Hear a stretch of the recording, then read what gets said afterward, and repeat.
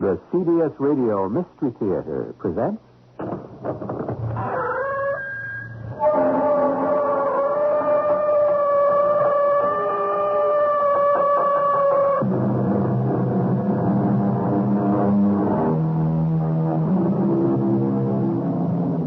Come in. Welcome. I'm E.G. Marshall. Dame Fortune is a fickle gypsy. Always blind, often tipsy. At times, for years and years together, she'll bless you with the sunniest weather, bestowing honor, pudding, pence. You cannot imagine why or whence. Then, in a moment, presto, pass. Your joys are withered like the grass. Ah, yes, Dame Fortune. Is there a foolproof way to keep her affections? But it's murder. Yes, it's murder. It's against the law to murder. Against the law of God and man. Didn't you say once it's against the laws of God and man to steal? Yes, but murder is... Is what? Worse? Once you start, it all comes down to murder. Eventually, doesn't it? But what? There has to be a murder. Now, whose? Yours or her?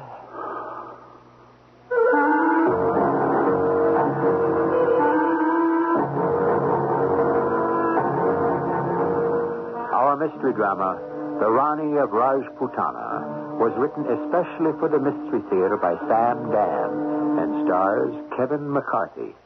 It is sponsored in part by Contact, the 12-hour cold capsule, and Buick Motor Division. I'll be back shortly with Act One.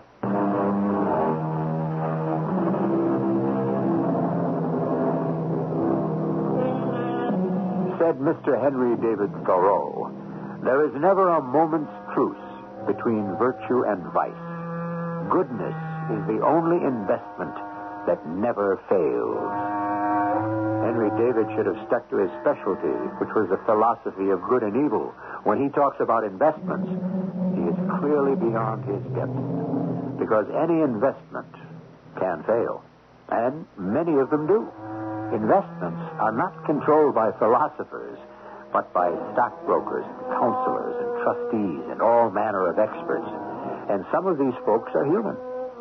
Others are more than human, and still others are less than human. Very much like the rest of us. We're in the sumptuous offices of Mr. Leander T. Garrison. Yes? Who? Oh, no. What does the old hag want? I guess I'll have to see her. Listen, after she's been with me for about a minute, ring me so I can tell her that I've got an important call. This miserable, tiresome, wretched old... Why, Mrs. McNeese, come right in. How kind of you to call on me. Won't you have a chair? Thank you, Mr. Garrison. Mm-hmm. And how is my oldest client? Oh, my goodness. Now, how that must sound, huh? Well, I suppose I do qualify as your oldest client. Are you busy, Mr. Garrison? Can I be busy when you choose to call, Mrs. McNeese? Oh, forgive me for not telephoning you this morning. I want to thank you for inviting me to your home last night. You know, it was a marvelous party. I'm here principally because of the party. The trick, if it can be called one, is to invite a group of interesting people and just observe them. Mm-hmm. You discover so much. For instance, I found out something about you. Did you, Miss McNeese? What was it? Ah, please excuse me. I should have told her not to bother with any calls while you're here. Miss Scoville, I don't want to talk to anyone for the next... Who? Ah, well, I suppose that's different. Well, have him hold on for just a minute. My dear Mrs. McNeese, I have a most important call. I'll wait. No, I'm afraid it can very well take up the rest of the morning. I'm afraid it cannot. I do not have the rest of the morning. But, Mrs. McNeese, it's the Secretary of the Treasury. Let him wait. Let him wait? But he's calling from Washington, D.C. He should call in the evening when the rates are cheaper. But, Mrs. McNeese... The Secretary of the Treasury, if indeed and in truth it is the Secretary, can call you back, Mr. Garrison. I I want my money. You... What? Are you hard of hearing? No, but... Then you did hear what I said. Well, yes, but... Then what is the problem? The problem? Well, there isn't any problem. You have $2 million of my money, have you not? Well, yes, certainly. Well, I want it. You want it? It is my money, is it not? Without a doubt. And according to the terms of our agreement, I may request the money at any time? Absolutely true. Good. Then write me a check. Now? Now. Mrs. McNeese, it isn't that simple. Well, why not? You do have my money, Mr. Garrison. Of course. Then why are you not writing out my check? I don't have it here, in my desk, in my office. I am aware of that. It's out. It's invested. I know that. And I would have to liquefy those investments. Do so at once. But these are all splendid growth situations. I shall expect my check before the end of the day. But we may not be able to receive their full value, you know. Well, didn't you just say they were splendid growth situations? That's true. But you see, they haven't grown just yet. Well, that's not my problem. Would you agree? Well, of course. My agreement with you stipulates what, Mr. Garrison? That you are insured for the original amount of your investment. Precisely, sir. Now, do you have my money? Mrs. McNeese, may we speak frankly? No. No. When a man who is holding my money wants to speak frankly, I'm afraid it's a sign he doesn't have my money. Why do you want your money now, suddenly? Oh, well, I suppose I do owe you an explanation. It seems that before your telephone rang, and I see you're still holding on. You might hang it up. I told you I discover things about people at my parties. And I had discovered something extremely interesting about you last night. Do you know what it is? You're a thief. Now, see here, Mrs. McNeese. Yes, you're a thief. You have these sumptuous, luxurious, I might even say sybaritic offices. You are supposed to be one of the most astute and successful investment counselors in town. This is an extremely serious accusation, Mrs. McNeese. For all I know, you may be. But I cannot countenance a thief. And therefore, we have come to a parting of the ways. Why do you call me a thief? Quite simply, a thief is one who steals. And what have I ever stolen? That tiny copper statuette on my dining table during the party last night. Oh, I'm sure you must be... Mistaken? Oh, no. The room was crowded. The party was at its height. And for no reason. I just happened to be looking at you. I saw your hand move towards the statuette. You paused. You tried to be sure you were unobserved. And then your fingers closed over the statuette. And with a single quick motion, you swept it into your pocket. I'm sure you must have me confused with someone else? Oh, no. Mr. Garrison, my vision is perfect. It appears to be such a trumpery, a little gewgaw, too. Well, then why would I want to steal it? You know who it is, don't you? It's the Ranee of Rajputana, the Queen of Thieves. You were probably irresistibly drawn to her. I never even heard of such a thing. Nevertheless, you behave like a common thief. And if you cannot be trusted with a little copper statue, barely 5 inches high, I cannot trust you with my $2 million either. Mrs. McNeese, let me make a confession. Uh-huh? I did steal your little statuette. I knew that all along. I don't know what happened to me. What came over me? I just felt the urge, and so I just placed it in my pocket. As a matter of fact, here it is. I put it in my drawer when you came in. Well, it was a moment of blindness, of weakness. I didn't know what I was doing. Now, surely you won't. I won't what? Well, hold it irrevocably against me. Oh, but I must. Had you stolen anything else, I might have said, oh, well, a momentary aberration. 1,000 dozen little things about my house, all prettier, many infinitely more valuable than this. But anyone who steals the Ranee of Rajputana is a thief in his heart.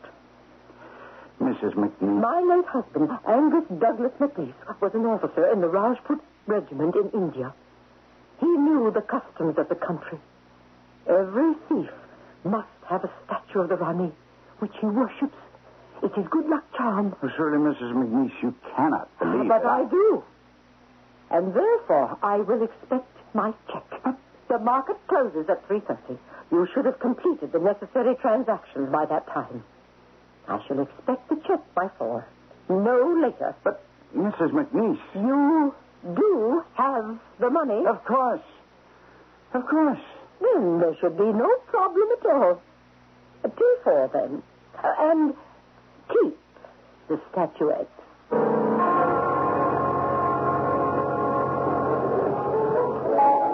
Over here, Leander.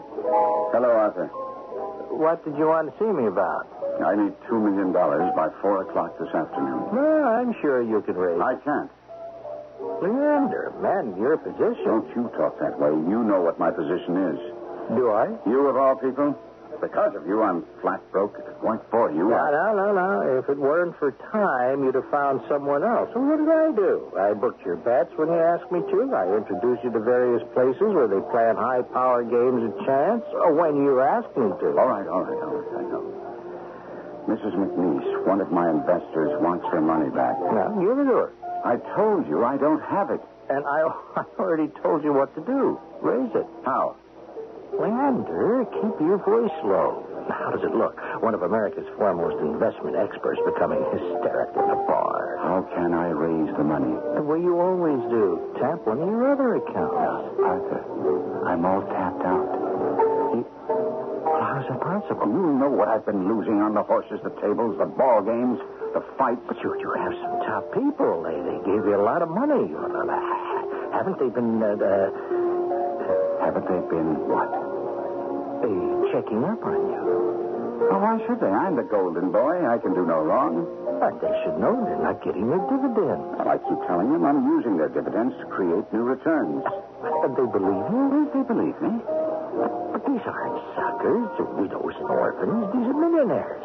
Guys who know their way around the market. The richer they are, the harder they fall. I've been robbing Peter to pay Paul, robbing Paul to pay Dick, and I've come to the end of the line. Yeah. Lend me the $2 million. Why? I need room to maneuver. I need time. Now, if I don't pay this old hag her money this afternoon, she'll start to scream, and the whole house of cards will come tumbling down. I understand your problem. If I can only get rid of her, I can keep things going. Look, I'm attracting new capital every day. Now, come on, Arthur. What do you say? Well, speaking for myself and my associates, I say no. No? How can you say no? I've got a gold mine. You had a gold mine, but you also have a disease, and it's the kind of disease that completely ravages a man and finally kills him. Oh, you are in the terminal stages. I just can't stand by and allow this dreadful woman to bring me disgrace, even send me to jail. It is a problem, Leander. There's no question about it. Suppose we could get rid of her? Why would I want to get rid of her? I'm just talking. There are people who arrange these things. What things? You know what things. You know what I mean. Yes, and I think we should end this aspect of the discussion. What else is there to discuss? You know such people. You're tied in with the mob. The mob? All right, call it what you want. The underworld. People who can get rid of people who are troublesome. Leander, I think you're becoming troublesome. I'm desperate. Believe me. I believe you, but I can't help you. You're a chump and a sucker. You had it all, and you blew it. You had 1 million calls, Mr. Garrison. Did I, Miss Scoville? Are you all right, sir? Yes, I'm fine. Is that clock right? Oh, it's always right. It's exactly 1 o'clock. Oh, Mr. Carrigan wants you to prepare a portfolio for him. That's me, Mr. Carrigan. And they want to do a TV program about you. It's that big network show. No, I'll get to all that presently, Miss Scoville. Meantime, I don't want to be disturbed for a while. I understand. Let me have several sheets of my personal stationery. I want to write a note. Oh, yes, sir. Here you are. Thank you, Miss Scoville. To whom it may concern, I look at the irreparable ruin of my life, and I see there's nothing I can do but end it. I have squandered my talents, corrupted my character, debased my ideals, and betrayed the trust of my clients and friends. I pray for forgiveness up above and here below. Leander Tecumseh Garrison. Put away the gun. What? Put away the gun. Who? Who's that? You prayed. I have answered. Who are you? Who are you?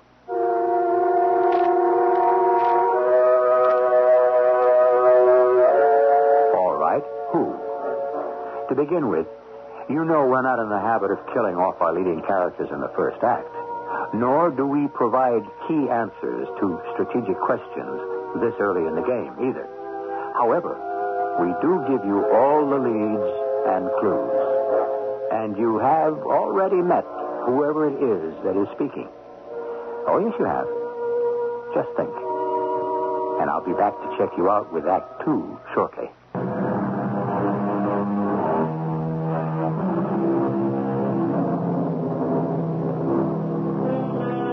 The Golden Boy, the Wizard of Wall Street. There were bulls and there were bears, but he was an eagle, and they all crowded around him. Take my money and make me rich, they clamored. And he took their money, and he made them wealthy beyond their dreams of avarice. But it was all on paper, and only he knew the paper was false. And he also knew that one day there would be a reckoning, and that just before the dawn of that day, he would have to settle the accounts. The Golden Boy would have to settle it with lead. Put away the gun. Who is that? You prayed. I have answered. Who are you? Where are you? You are looking at me. I am on your desk. What? I am the Ranee of Rajputana. The statue? That little statuette? That little copper thing? It's talking to me. It can't be. Why can it not be? It can't. You prayed. I heard. But now you must put away the revolver. Carefully. No. It is not my imagination. I am the Ranee. The Ranee? The queen of the thieves. I didn't pray to you. To whom else did you pray? Oh, to the Almighty? Yes, of course. But you have rejected his answer. His answer? His answer was to go to Mrs. McNeese, confess, and beg for mercy. How can I do that? That was his answer, was it not? Yes. It was unacceptable. So you prayed to me. I don't recall. You liked my answer better. Your answer? What answer? Go to Mrs. McNeese and kill her. Oh, no. Why, oh, no. You must go to Mrs. McNeese. Is that not so? Yes. And when you get there, you can do one of two things. Ask her for mercy or kill her. Please. And you have already decided to kill her. But I'm not a killer. Of course you are. You are one of my thieves. I wouldn't know how to kill anyone. I will show you. But murder? I hear the same tone in your voice. What tone? It's just as you sounded years ago when for the first time you said, but steal? Remember? Yes, but But stealing isn't... Isn't? What? As bad? It comes to the same thing in the end, no? There must be a murder now. Yours or hers? Which do you choose? I... Poor foolish Leander Tecumseh Garrison, you think to hide the truth from me, the Ranee of Rajputana, the queen of thieves. I shall tell you how to kill her. But it won't do me any good to kill her. It will save you. Nothing will save me. Suppose I did kill her. You will be free. I'll never be free. You're thinking about that old-fashioned spirit called conscience. Forget her, my son. She has practically gone out of style. See these messages on your desk? How all these people want you to take their money? Take it. And what will I do with it? Gamble it away? This affliction, I'll never be free. That's why you need me to help you. At 4 o'clock, she will be alone in her apartment. Kill her. No. See the newspaper on your desk? East Side Killer strikes again. He is one of my thieves. He will help you. Help me? What do you mean? He will take the blame. He doesn't mind. One more murder. But he robs and kills wealthy people. They will think he killed Mrs. McNeese. You know who that is? You must answer it. Answer. Hello? Mr. Garrison? Oh, yes. Shall I expect you at 4? At 4. Or shall I telephone my attorney? Now, why would you do a thing like that? I wouldn't if you came here prepared to make a settlement. But I am prepared. Good. I will see you at 4, and we'll settle. Yes, Mrs. McNeese. We'll settle. This brutal psychopath I'm reading from the paper preys upon the wealthy. Not satisfied with robbing his victims, he must also kill them. So you see, Leander, your course of action is clear. Yes, I see it. Clearly. I know what I must do. I know the answer, not your answer, but the true answer. I'll confess to her. You'll go to prison. I belong in prison. You'll die in prison. Oh, my mind's made up. Yes, I have sinned. I must pay. You have sinned. You must pay. Those were her words. Whose words? Your mother's words. Your strict mother. Your righteous mother. How you hated her. I didn't hate her. That's why you became a gambler and a thief. It isn't true. You're talking to me, the Ranee. You were going to show her. I brought her happiness, joy. I became successful, wealthy, famous. Yes, you built a glorious, glamorous palace, but underground, where it can't be seen, the foundation rests on sand. Beneath the gilded paint, the wood is rotten. From the beginning, you lied, cheated, stole, hoping to be caught. No, that's crazy. Why would I want to be caught? To pay back your mother. But it was all in vain. She went to her grave believing in your goodness, convinced that her teaching had guided your life. I am going to confess to Mrs. McNeese. Are you? And take what's coming to me. Take your medicine like a man. That's what Mother always said. Now, it's over. And I feel relieved. I no longer have to maintain this fantastic pretense. Don't worry. I'll save you. Yes? Mr. Garrison, the president of the State University is calling. They want to give you an honorary degree and to ask you to speak at the commencement ceremonies. Tell him I'm out. You're going to give that up? The publicity, the power, the adulation of the crowd? Yes. Would you like to bet? Yes. You're incorrigible. You simply cannot resist a losing wager. We'll see. Of course.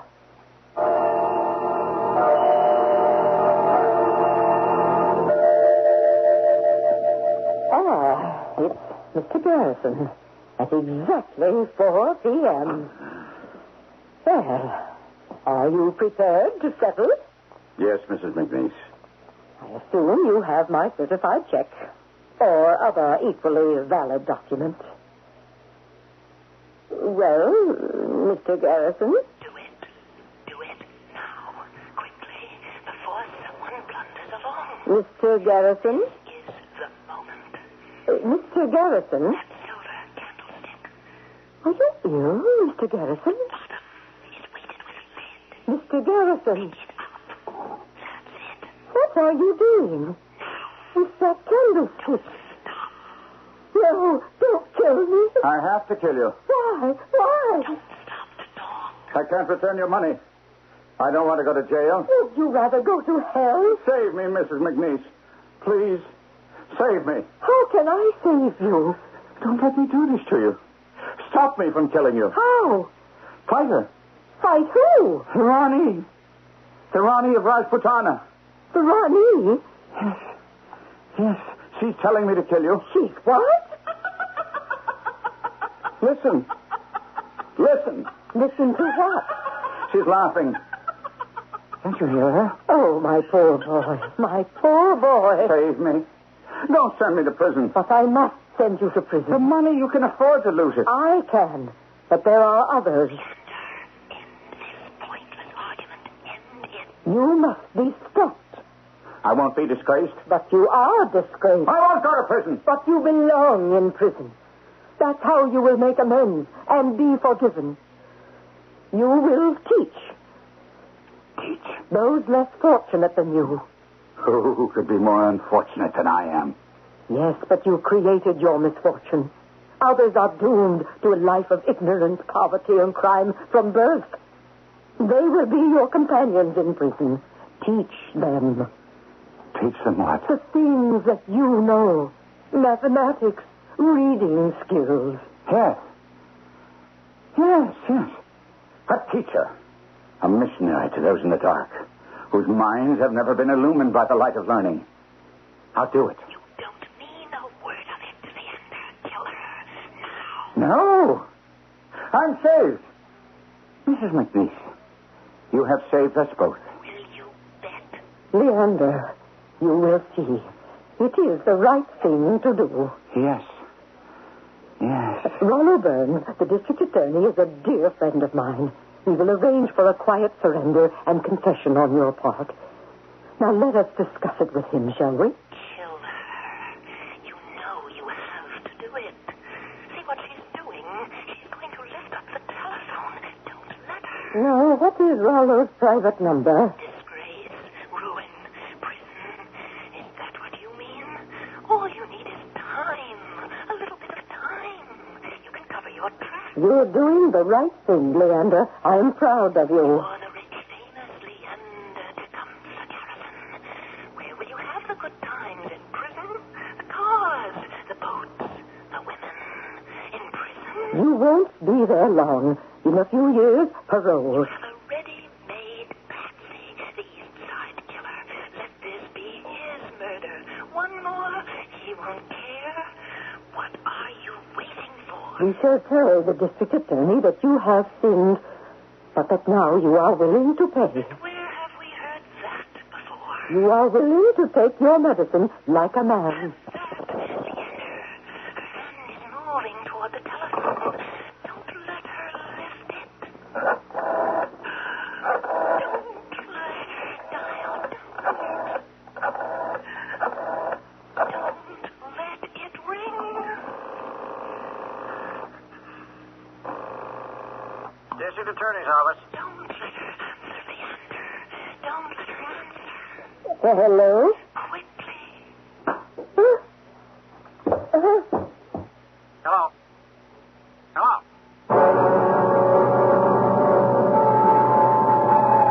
Now what? When you become involved with murder, there are 3 stages when things can go wrong. Before, during, or after. These, of course, are similar to the 3 acts of a play, which means that life imitates art, or that art imitates life. In any event, we've had the before and during. Now we shall be concerned with the after, which comes in its natural place. Act 3.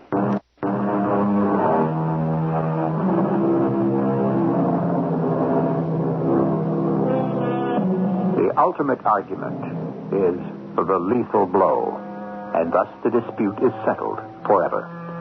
And to death it matters not who was right and who was wrong. Death accepts all, regardless. However, there still may remain a problem with the living. Every assassin faces that particular problem, doesn't he? Hello? Hello?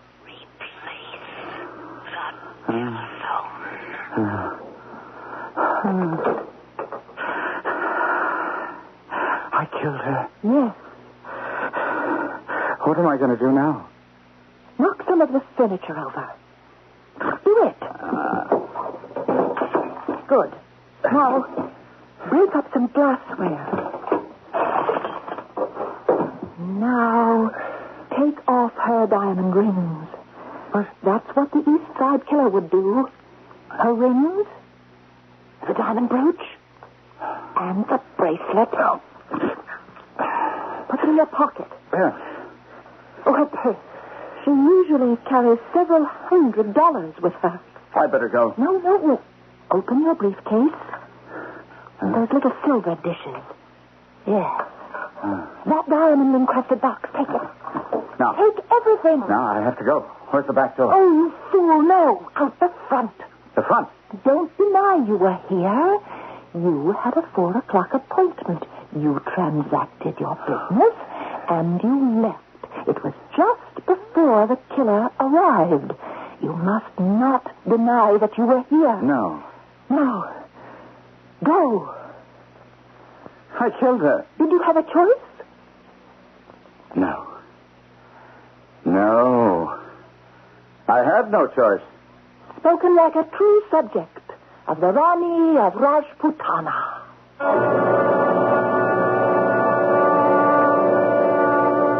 Good morning, Mr. Garrison. Miss Scoville? Oh, I feel so bad. I'm just sick about it. To think she was here just yesterday. Oh, what are you talking about, Miss Scoville? Oh, then you don't know. What is it? Well, it's Mrs. McNeese. What about Mrs. McNeese? Well, she's dead. Dead? Yes, sir. She was murdered. Murdered? Oh, no. Oh, I'm sorry. How did it happen? When? It's in the paper. Late yesterday Oh, afternoon. let me see it, please. Here you are. I should be in my office. Yes, sir. I don't want to be disturbed by anyone for any reason. I understand, sir.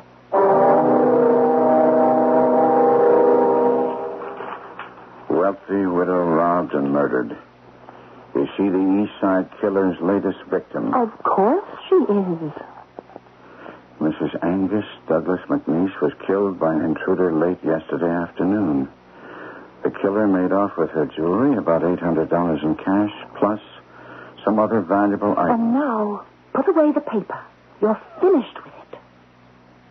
Finished? Yes. No one suspects you. Why should they? Now, pray to me. Pray to you. You have been praying to me since she walked in here yesterday morning. Place me on your desk. I'm your queen now. When you need my help, look at me.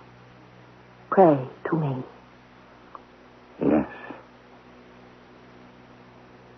Yes. Now, get busy and make some more money. You are Mrs. Lewis? Yes, I am, Sergeant. And where were you? Wednesdays, I'm off from noon on. You left at noon? I did. Where did you go? To my married sister's house. She's having trouble with her daughter, so I thought... When did you get back here? I spent the night. At your sister's? Yes, you see, I wanted to acquaint Marianne, my niece, with the facts of life. My sister simply cannot say the things that must be said to a young girl. Well, you came back here when? It was 8 a.m. Oh, Mrs. McNeese would raise the devil with me if I was ever late. I came in. I screamed, and someone called the police. You told the foot patrolman that you found the body on the floor, her jewelry gone and her purse empty. Yes. What else was missing? Well, what else? A few small silver dishes, a little box with jewels in it, you know. The stuff that's obviously worth money, and that a crook would sort of stuff in his pocket. Anything else? Yes. I didn't see it around, and I still don't, so I guess he took it too. Although for the life of me, I can't figure out why. What's that? It's the, Ranee, something. The Ranee of Rajput. Some such place, whatever she called it. Yes, but what is it? It's a little statue. It was about 5 or 6 inches high. What kind of statue? Ugly little thing. One of them very heathen-looking women. You know the kind. Made out of brass or copper, something like that. Valuable? No, you could see it was cheap. I used to say to her, Miss McNeese, with all the nice things you got, why do you hold on to that cheap, homely Ranee or whatever? And she'd say, oh, she's magic. Well, the old girl was getting on in years and maybe a bit soft, you know what I mean? And that was taken, too? Well, it beats me why anyone would waste time on it. I mean, who'd buy it off them? Did you know if she had an appointment with anyone yesterday that you know of? Oh, yes, Mr. Garrison. Mr. Garrison? He's the big guy in the stock market or something. And he was here? He's supposed to be here at 4 o'clock. Do you know why? Business, I guess.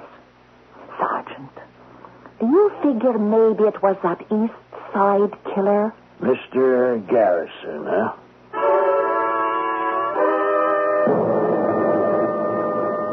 Who? Sergeant Casano, 27th Precinct. Oh. He wants to see you, sir. Did you ask him why? Well, in connection with Mrs. McNeese's murder. Well, have him wait. Why should he wait? What does he want? What's the matter with you? How much does he know? Nothing. But then why is he here? Routine. He must know something. He does. But then you admit he knows something. All he knows is that you were there. Isn't that enough? You can't deny that you were there. Don't start to unravel. Why was I there? Business. Have him come in. What kind of business? She was an old client. You had lots of business. No. He knows He something. knows nothing. I'm scared. Don't be. I'll give myself away. You won't. I'll help you through. You must. Please. I will. Now have him come in. Go ahead. Pick up the phone. Go ahead. Say it. Miss Scoville. Yes, sir. Have the officer come in. See, your voice sounded good. Strong. Now remember, he's just a policeman. That's right. How much can he take home? $300 a week? It's that much. And he's going to match wits with you. No way. Put him in his place. Watch me. Come in, please. Thank you. Please be seated. Now, you are... Sergeant Casano, homicide. Police. Mm-hmm. Your commissioner is an old friend of mine. I assume this is about poor Mrs. McNeese. Yes, sir. Nasty piece of business, that. Stop trying to sound like a debonair Englishman. Just answer his questions and get him out of here. You knew her, of course. Oh, yes. Yes, as a client and as a friend. And when did you last see her? When? Don't put it on. You don't have to think. Just come right out with it. Yesterday afternoon. That's close to the time of the murder. Yes, I know. If only I'd stayed there just a little bit longer, I would have been there. I could have helped her. Or perhaps had he seen me, the killer would not have come in. I feel so guilty. How long did you stay there? Oh, I don't know. I don't think it was 3 minutes. The purpose of the visit was to obtain her signature, and so she signed the paper, and I said I must run. I have an appointment. That was a lie. I know you want to make it sound good, but be careful. A lie? Oh, well, that's why I feel guilty. You see, she could talk, and I just wanted to get out of there. Oh, if only I'd stayed. All right, that's enough. You've made the point. Shut up. So, you came in, you gave her the paper, she signed it, and you left. That was the exact sequence of events. And, when you left, you didn't happen to see anybody hanging around? No. Or hear anyone? No. Keep a straight face. He really has nothing more to ask. He has to be satisfied. He's making up his mind. Well, Mr. Garrison, He's made up his mind. I guess that's all. I saved you. I said I'd save you, and I did. I'm your queen and your goddess now. Goodbye, Mr. Garrison. You will worship me always. Goodbye, Sergeant Cassano. Mr. Garrison, what is that little brass, or is it copper statue on your desk? It looks like... It looks like what? Looks like the thing Mrs. Lewis... Don't touch that. Put that down. Well, it fits the description of... where did you get this? Tell him he gave it to you as a present. Tell him anything. Put it down. It's a holy statue. It's my Ranee of Rajputana, my goddess. Mr. Garrison, I'm only She is a sacred goddess, my goddess. You're defiling my goddess. Now, just a second. The queen of thieves. And you're a policeman. You've polluted her. Put it down. Mr. Garrison. I said put her down. Put her down, or I'll kill you.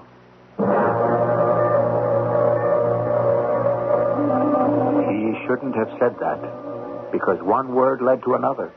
And then he swung at Sergeant Cassano. He was arrested.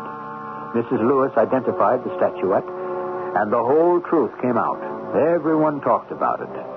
And then it was soon forgotten. Now, nobody even talks about it anymore. I'll be back shortly.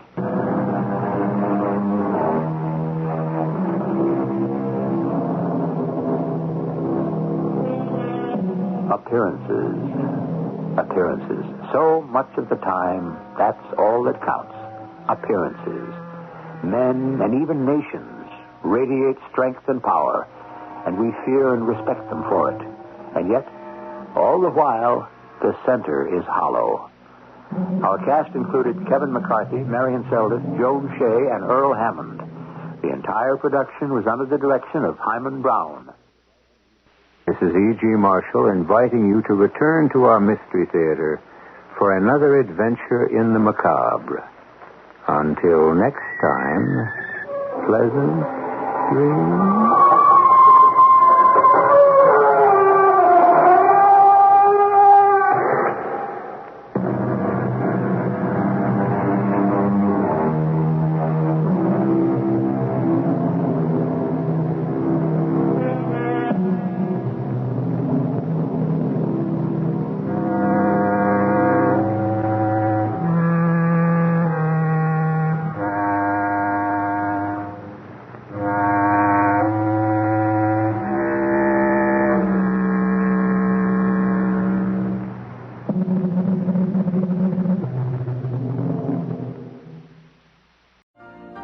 You've been listening to the OTR Gold Network.